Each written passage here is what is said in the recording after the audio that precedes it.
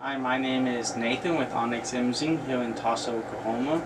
We are the highest rated printer service center nationwide. If you're interested in learning how to receive free label on all of our service calls, as well as how to qualify for a free printer upgrade, contact us today. We are here for all of your printers and office supplies needs. Today we're going to look at the Samsung ProXpress C3060. The problem that we're having with it is when copying or scanning from the document feeding, we're getting smudges and lines on the pages.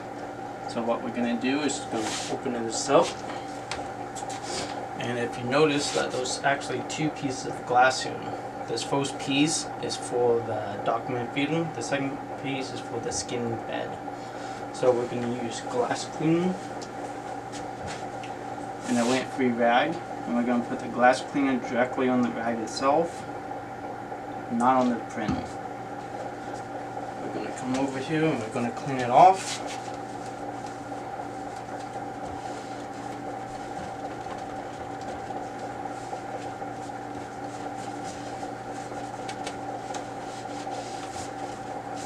Once it looks nice and clean, we're going to close it out.